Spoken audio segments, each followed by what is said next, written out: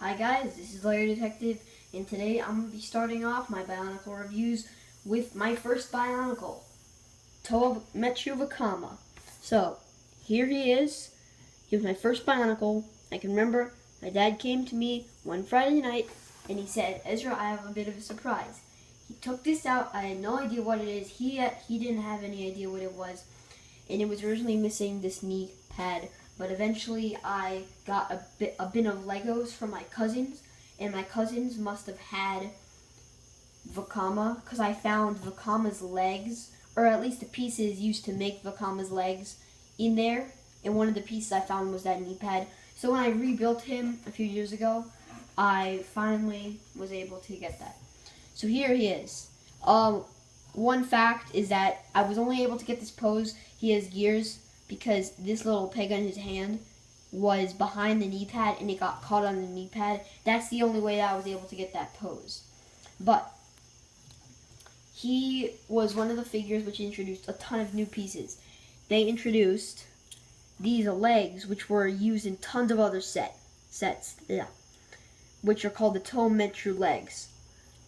They introduced these feet, which everyone calls the Metru feet. These limbs here, right, as you can see, those were the Toa Metru limbs, and they've used them a lot. And then this armor wasn't used as much, but it still was used in a few sets in 2006, and I believe maybe one or two sets in 2007, but I can't be sure. And then we have one of the most famous Bionicle pieces, the Toa Metru waist. You would, in the original Toa Metru, you'd slide it into this body and then peg it in. But it was used on the Anika, it was used on the Mari, the Fintoka. It was used on most of the villains since then.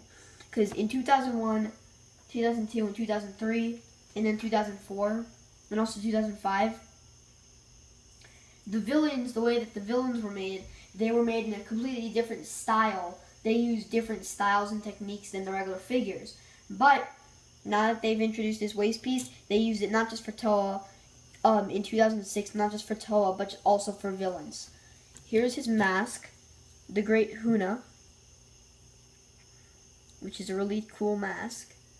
And he's got this yellow brain stalk, which they used a lot on pieces. And sorry that the camera isn't that high, so it can't really go into that much detail, because I just had to build the camera stand out of Lego, since I'm just doing this at a very unknown hour. I didn't know that I'd be doing this review tonight. But we have this piece, which was separate, and then there'd be gears inside, and it's kind of hard to remove that piece. You have to take a lot of other pieces off, so I didn't want to do that. But you can go around to the back. He has these pegs, and he has this. And if you turn this, then the arms will move. And the disc just fell out. Okay, whatever. That's what you can do. You can see the gears moving in there. And you can also see there is another gear in the back. You can kind of see that moving, right? You can see that moving, can't you? Okay, so that, let's move him down. He has this disc launcher here, which they did use actually a lot of disc launchers in 2004. The Vaki had disc launchers built into their head. Vakama was sadly the only Toa Metru to come with a disc launcher. And he has a very unique one. It has some fire coming out of it right there. Silver fire. And it's different. It has this extensions. If you took this away, then you'd have pretty much the regular disc launcher. This is what the regular one would look like. And then the one that came with the Vaki would look different. But he has kind of like a special modified version of the disc launcher. Because in the storyline, he is the mask maker. So you can take the mask, and it actually says, darn, that light is blocking it. But those letters are actually Vakama's name in the Matoran language. And then we have a shadow reflective picture of Vakama's mask, this is cool. It's clear plastic. which I think that they've done clear plastic discs before in other sets, but I think that I'm not sure.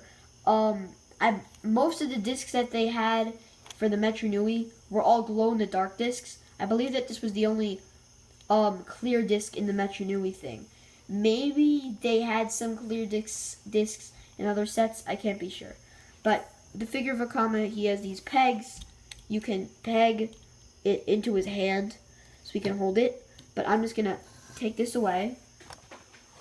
And I'm going to point this in this direction. And you just squeeze the sides and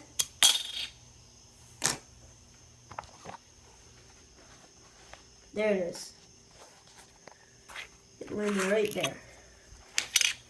So,